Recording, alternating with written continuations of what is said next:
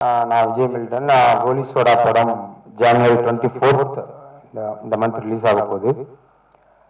உங்க எல்லாருக்கும் தெரியும், 2006-7 அழகா இருக்கிற டைமா இருக்குன்னு ஒரு படம் நான் டைரக்ட் பண்ணியிருக்கேன். அதுக்கப்புறம் இந்த 6 வருஷமா நீங்க அடுத்த படம் பண்ணு யாருமே கேள்வி கேட்காதனால நானும் பண்ணல. அதுக்கப்புறம் யாருமே இதுக்கு கேட்க மாட்டாங்கன்னா நானே கேள்வி கேட்டு நானே ஒரு படம் ஆரம்பிச்சிட்டேன். ஆல்மோஸ்ட் ஓன் ப்ரொடக்ஷன் தான் இது. ஒரு மாதிரி காப்பாத்தா ஒரு படம் பண்ணிட்டோம். ஆக்சுவலா ரொம்ப சின்ன படம் இது.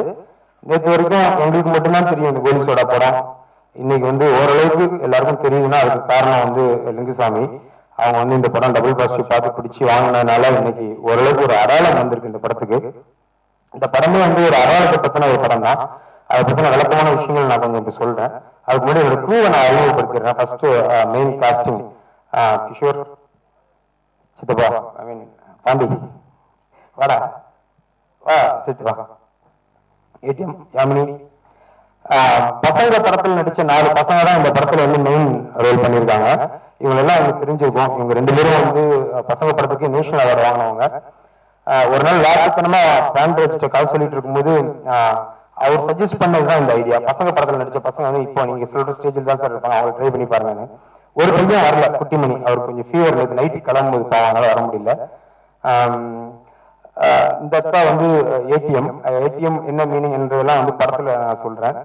+2 படிச்சுட்டு இருக்காங்க. அவங்க +1. ரியல் நேம் சாந்தினி, படத்துல யாமினி. அதுக்கப்புறம் இந்த படத்தோட என் கூட இருந்த team fight master supreme Sundar. இந்த படத்துல ஒரு 3 ஃபைட் 2 சேஸ் இருக்கு. ஒரு 15 வயசு பசங்களை வச்சுட்டு 3 ஃபைட் என்ன பிரச்சனை உங்களுக்கு தெரியும். பசங்க என்னத்தை அடிச்சிட முடியும், இல்ல அதை அடிக்கிறதுக்கான சிச்சுவேஷன் என்ன லைஃப்ல உருவாகிட முடியும் அப்படிங்கிறது கேள்வி உங்களுக்கு இருக்கும். அதான் படத்தோட மெயின் விஷயம். இந்த படத்துல மிகப்பெரிய சேலஞ்ச் ஃபைட் மாஸ்டர் அதை கன்வின்சிங்கா பிரசன்ட் பண்ணதுதான். அருணகிரி சார் படத்தோட மியூசிக் டைரக்டர் அருணகிரி நிறைய ஜிங்கிள்ஸ் எல்லாம் பண்ணியிருக்காரு. இந்த படத்துல மொத்தம் 8 சாங்லயும் அதே பிரச்சனை தான். 15 வயசு பசங்க இப்போ சோஃபார் வந்துட்டு இருக்க எந்த சிச்சுவேஷனும் நம்ம இந்த படத்துல வச்சிட முடியாது. உங்களுக்கு ஒரு டாஸ்மாக் பேருக்கு தண்ணி அடிச்சு பாட முடியாது, பொண்ணோட டியூட் பாட முடியாது. ஆக்சுவலி இதெல்லாம் ரியல் லைஃப்ல பாடிட்டு இருக்கான் டியூட். நம்ம படத்துல அதை காமிச்சிட முடியாது. ஸோ இந்த மாதிரி எந்த வழக்கமான இருக்கிற எந்த சிச்சுவேஷனும் வைக்க முடியாது. அதை தாண்டி இந்த படத்துக்கு சாங்கும் வேணும். ஒரு வழக்கின் மாதிரியான படமாவும் நான் இதை பண்ண முடியாது. ஸோ இந்த விஷயத்த நான் அருணகிரி சார் சொல்லும் போது அவர் அவர்கிட்ட இருக்கிற சாங்ஸ் அப்படியே ஒவ்வொன்றா கம்போஸ் பண்ணி போட்டு காமிச்சு அந்த சாங் உருவானதுக்கு அப்புறம் ஓகே இப்படி ஒரு சிச்சுவேஷன் நம்ம படத்துல வைக்கலாம், இது இப்படி உள்ள கொண்டு வரலாம்னு டிஸ்கஸ் பண்ணி உள்ள கொண்டு வந்திருக்கோம். இன்னைக்கு நீங்க படம் பார்க்கும்போது அந்த ஃப்ளோ உங்களுக்கு எந்த டிஃபரன்ஸ் தெரியாது. 1 hour 58 minutes இந்த படம் ஆரம்பிச்சு முடியவும் அப்படி ஃபாஸ்டா இருக்கு. இந்த படம் முடிக்கிறதுக்கு 1 year ஆச்சு எனக்கு. அதுக்கு நான் ப்ரொடியூசர்ன்றது மட்டும் காரணம் கிடையாது. பசங்க எல்லாமே படிச்சுட்டு இருந்தாங்க. ஸோ சாட்டர்டே சண்டேஸ் வருவாங்க. ஃப்ரைடே நைட்டு கிளம்புவாங்க. இவர் திருச்சியில் இருக்காரு, புதுக்கோட்டை, அப்படி ஒவ்வொருத்தரும் ஒவ்வொரு ஊர். So Saturday night Friday night கிளம்புவாங்க. சாட்டர்டே சண்டே ஷூட் பண்ணுவோம். ஷூட் பண்ணிட்டு அப்படியே கோயம்புத்தூர் பஸ் ஸ்டாண்ட்ல அப்படியே ஊருக்கு போயிட்டு மறுநாள் ஸ்கூலுக்கு போவாங்க. So quarterly holidays, halfly holidays இதுலதான் எங்க ஷூட்டிங்கே நடந்துச்சு. அது ஒரு வகையில ப்ரொடியூசரா ரொம்ப ஹெல்ப்ஃபுல்லா இருந்தது. கொஞ்சம் பணத்தை சேர்த்துலாம்ல கேப்ல. ஸோ ஒரு மாதிரி ஜாலியா இருந்துச்சு இந்த படம். இந்த படம் ஒரு சின்சியரான பிலிம்.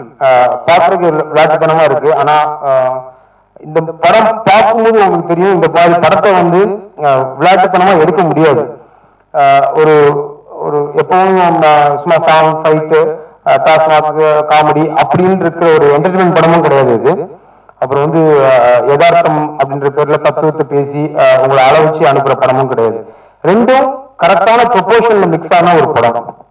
ஆக்சுவலா எனக்கு அந்த மிக்சர் ரொம்ப பிடிக்கும். அந்த மாதிரியான ஒரு படம் கரெக்டான ப்ரொபோர்ஷனேட்ல இருந்தா அதுதான் அப்படின்னு எனக்கு பிடிக்கும். அதை எடுக்க ட்ரை பண்ணியிருக்கேன்.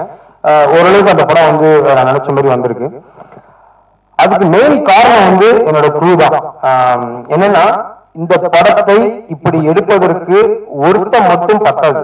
நான் மட்டும் அடங்காத ஆசையோடையும் தீராத கனவுகளோடையும் இருந்தா இந்த படம் வந்துடாது.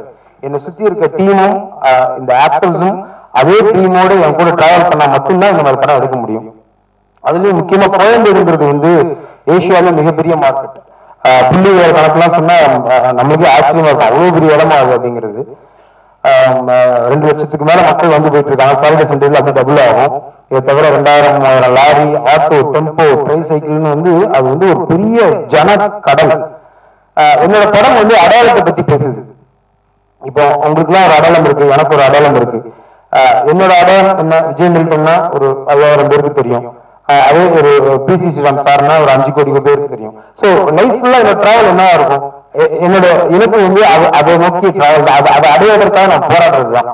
ஒரு பெட்டி கடைக்காரன் வந்து மளிகை கடை வைக்க ஆசைப்படுறதும், மளிகை கடை வச்சுக்கலாம், சூப்பர் மார்க்கெட்டை ஆசை போராடுறதும் அடையாளத்தை வந்து பெருசு பண்ணிக்கிறது தான். ஆனா நாம நினைச்சிட்டு இருக்கோம் வீடு கட்டுறது, கார் வாங்குறது, நல்ல ட்ரெஸ் போடுறது, அதெல்லாம் வந்து அடையாளத்தோட எக்ஸ்டர்னல் ஃபேக்டர்ஸ். உள்ளுக்குள்ளே நம்ம மனசுக்குள்ளே நம்ம எதுக்கு ஆசைப்படுறோம்னா நம்மளோட அடையாளம் வந்து பெருசா இருக்கணும். சில பேர் வந்து அவங்க இறந்து போனதுக்கு கூட அவங்க அடையாளம் எடுத்து போறாங்க. ஆனா எத்தனை பேருக்கு இப்ப ஒரு அடையாளம் இருக்கு? இப்ப இங்க இருக்கிற ஒரு 100 பேர்ல ஒருத்தருக்கு தெரியும். ஸோ மினிமம் குறைந்தபட்சம் நம்ம எல்லாருக்கும் ஒரு அடையாளம் இருக்கு. ஆனா அது அடையாளமே இல்லாம தெரிஞ்ச பேர் நின்னா எத்தனை பேர் போறாங்க வராங்க? அவங்க யாரு என்ன நம்ம மிக கவலைப்பட்டிருக்கோமா? இல்ல இதுல என்ன அதிகபட்சம் சொல்லணும்னா அவங்களே எதுவும் கவலைப்பட்டது இல்லை. நமக்கு ஒரு அடையாளம் இல்லை, நாம யாருன்றது நம்ம அம்மா அப்பாவை தவிர நம்ம பிள்ளைங்களை தவிர வேற யாருக்கும் தெரியாதுங்கிறத பத்தி அவன் கவலைப்பட ஆரம்பிச்சானா அவன் டிராவல் ஆரம்பிச்சிடும். ஸோ இப்படி கவலைப்படாத டிராவல்ல ஒரு 4 பேர் வந்து எனக்கு கவலைப்பட்டாங்க. அதுதான் வந்து கோல்ஸோட மெயின் விஷயம். ஸோ அதுக்கு வந்து கோயம்பேடு தான் 100% பெர்ஃபெக்டான பேக்ராப். ஏன்னா இவ்வளோ பேர் வந்து ஒரு இந்த மக்கள் தொகை அதிகமா இருக்க ஜனநாயகம் இருக்கிற இந்த இடத்துல இவன் யாருன்ற கேள்வி வந்து யாருக்கும் வர்றதே கிடையாது. ஏறக்குறைய 15000 பேர் நம்ம மூடிக்கிட்டு இருக்காங்க. இந்த மாதிரி பசங்க 15000 பேர் இருக்காங்க. அவங்களாம் பேர் என்ன, அவங்க சாப்பிட்டாங்களா வச்சாங்களா, சொந்த வீடுங்கிற பத்தி அவங்கள வேலைக்கு வச்சிருக்க கடைக்காரங்களுக்கு கூட தெரியாது. பட்டத்தில்லைங்க தம்பி ஒரு 20 மூட்டை வந்திருக்கு, இறக்கி வச்சு பிளாக்ல போட்டு அவ்வளவுதான், ஒரு மூட்டைக்கு இவ்வளவு காசு. அவன் யாரு, அவன் பேர் என்ன, அவங்க காலைல சாப்பிட்டானா அதை பத்தி கவலை கிடையாது. சோ இந்த மாதிரி அடையாளம் இல்லாத ஒரு மக்கள் தனக்கு ஒரு அடையாளம் வேணும் அப்படின்னு நினைச்சாங்கன்னா என்ன நடக்கும்? அப்படி அவங்க கஷ்டப்பட்டு போராடி ஒரு அடையாளத்தை அவங்க உருவாக்கினதுக்கு அப்புறம் அந்த அடையாளத்தை வந்து அழிக்கிறதுக்கு வந்து ஒரு குரூப் ட்ரை பண்ணா அவங்க எப்படி அதை தக்க வச்சுக்கலாம் போராடுறாங்கிறது இந்த போலீஸோட. சோ அப்படி ஒரு கூட்டத்தில் இருக்க ஒரு 4 பசங்க தான் இந்த பசங்க. ஸோ கோயம்பேடுல வந்து ப்ராக்டிக்கலா ஷூட் பண்றது வந்து அவ்வளவு கஷ்டம். ஏன்னா அவங்க எல்லாமே மூட்டை தூக்கி ஹெல்த்தியா இருக்கிற ஒரு ஒரு அவங்களோட ஆட்டிடியூட்லயே அந்த ரஃப்னஸ் இருக்கும், வேகம் இருக்கும். ஓடி ஓடி ஓடி மூட்டை தூக்கினா ஒரு மூட்டைக்கு இவ்வளவு காசு வாங்க முடியும்.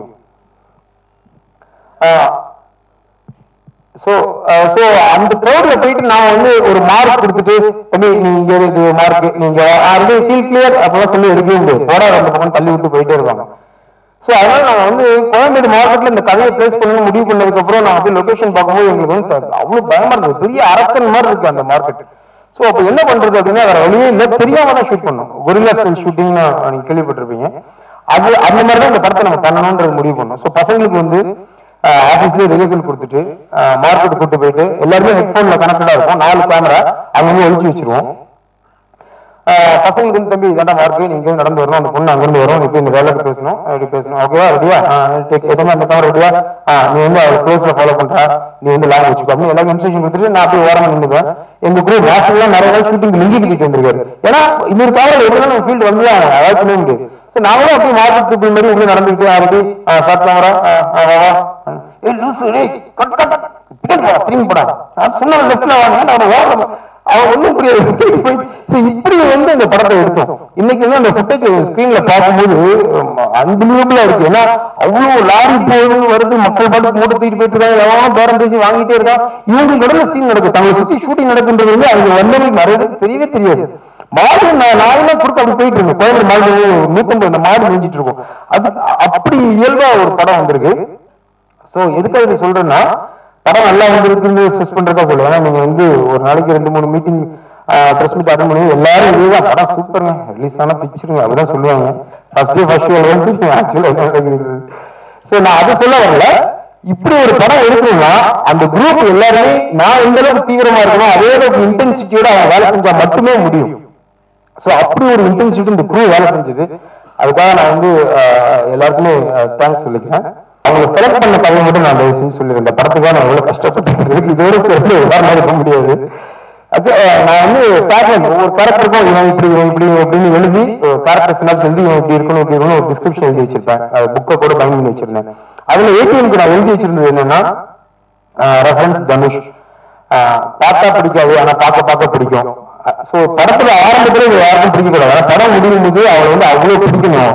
ஸோ அந்த பேலன்ஸ் அப்படி ஒரு ஆளை தேடி கண்டுபிடிக்கிறது பெரிய சேலஞ்ச் இருந்தது. எல்லா கேரக்டருக்கும் ஆள் பிக்ஸ் பண்ணதுக்கு அப்புறம் அந்த கேரக்டருக்கு ஆள் கிடைக்கவே இல்லை. ஆக்சுவலா அசிஸ்டன்ஸ் எல்லாம் வந்து எல்லா எக்ஸ்போர்ட் வாசல்ல அங்க வந்து கவர்மெண்ட் ஸ்கூல் வாசல்லாம் போய் நின்று ஒவ்வொருத்தரா பார்த்து எதுவுமே சரியா இல்லை. 200 பேருக்கு மேல பார்த்துட்டோம். அப்போ ஒரு நாள் நான் வந்து காலையில ஒரு 7:30 இருக்கும் போயிட்டு வந்துட்டு இருக்கேன் பைக்ல கேட்கணுக்கிட்ட. இந்த பொண்ணு வந்து யூனிஃபார்ம் போட்டு ஸ்கூலுக்கு போயிட்டு இருக்காங்க. பார்த்தோன்னே எனக்கு டக்குன்னு ஆச்சு, நல்லா இருக்காது.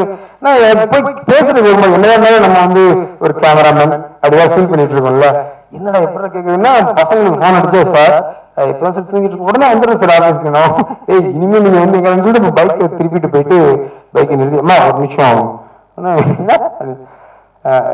உங்க பேர் என்னம்மா? எதுக்கு? ஐயோ பேரு தப்பாச்சு கேட்க கூடாது. என்ன பண்ணா அம்மா உங்க அப்பா போன் நம்பர் தருவீங்களா? எதுக்கு? இல்ல கொஞ்சம் பேசணும் அப்படின்னு. ஏய் என்ன நான் என்ன ரியாக்ட் பண்றது தெரியல. வர காட்டா சுத்தி முடிச்சுட்டு நான் வர செட் ஆயிடுச்சு. அப்புறம் வந்து வேற வழி இல்லை, ஒரு உறவுட வந்து இங்க போயிட்டா நான் பைக்கை தள்ளிட்டே போறேன் பின்னாடி ஒரு 1.5 கிலோமீட்டர்ஸ் அந்த நெசப்பாக்கம் ஜங்ஷன்ல இருந்து நீல்கிரிஸ் வழியா போய் கேட்கல அந்த டெட் எண்டுக்கு போறேன் ஒரு வீட்டுக்கு. நான் தள்ளிட்டு போறேன், திரும்பி பார்த்துட்டே போறேன். என்ன பைக்கை தள்ளிட்டு பின்னாடியே வர விடமாட்டாங்க இந்த. அப்புறம் கடைசியா ஒரு வீட்டுக்குள்ள போனா அந்த வீட்டுல வந்து அன்பரசன் பிஏபிஎல்னு ஒரு நேம் போர்டு இருந்தது. சரி வீடு நோட் பண்ணிட்டு திரும்பி வந்துட்டேன். வந்துட்டு என் ஃப்ரெண்டு ஒரு முத்துன்னு என்னோட க்ளோஸ் ஃப்ரெண்ட், அவர் வந்து லாயர் தான்.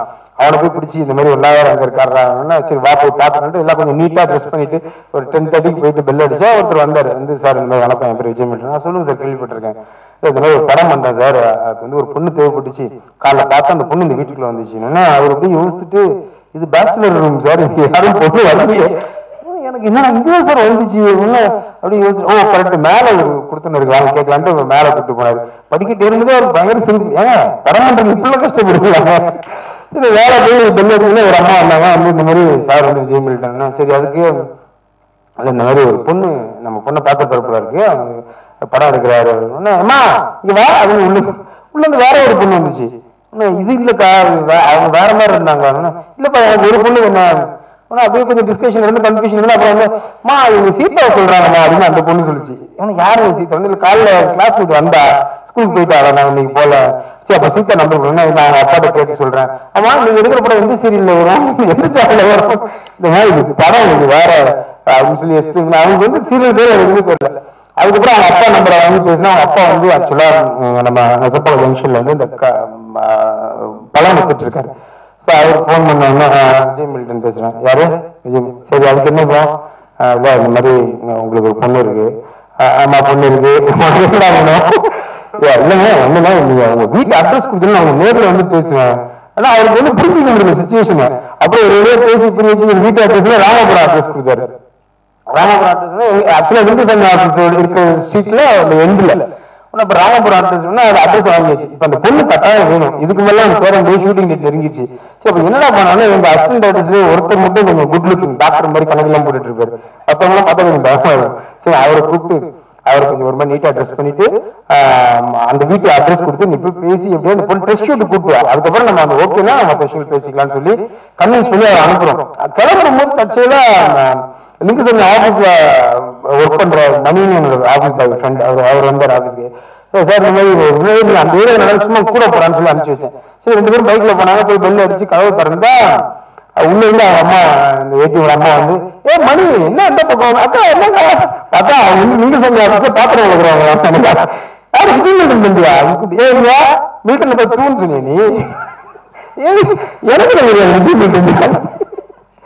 ஸோ அப்படி கூப்பிட்டு அதுதான் இது அப்படியே ஃபர்ஸ்ட் டே எல்லாம் ஆஃபீஸ்க்கு வரும் மழை நனைஞ்ச கோழி மாதிரி இப்படி இருந்துச்சு. சுத்தமா முடிப்பே வரல. ஆனா அப்பரன்ஸ் எங்களுக்கு பிடிச்சிருச்சு. ஸோ வேற வழி இல்லை அப்படின்னு சொல்லி போட்டு ஆரம்பிச்சாச்சு. அப்புறம் செகண்ட் ஷெட்யூல்லாம் சேர்ல கால் மேல கால் போட்டு புள்ளி என்ன பண்ற நீ அப்படின்னு கமெண்ட் பண்ண ஆரம்பிச்சா. படம் பாத்தீங்கன்னா நீங்க எல்லாருமே தனித்தனியா அவளை வந்து பேட்டி எடுப்பீங்க. அந்த கேரக்டர் வந்து அவரோட வீரியம் அப்படி அதை அவ்வளவு நல்லா பண்ணியிருக்காங்க.